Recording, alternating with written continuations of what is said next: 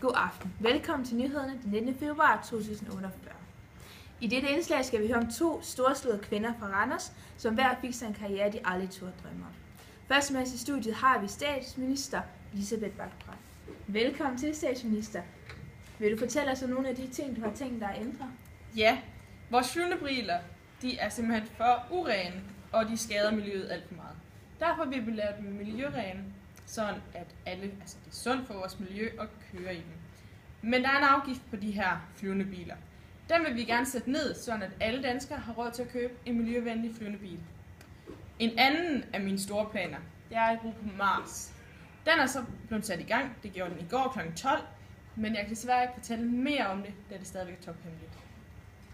Det lyder godt nok spændende. Nu skal vi høre om Clara Erdmann, som var den første kvinde, der fik lov til at stå på månen.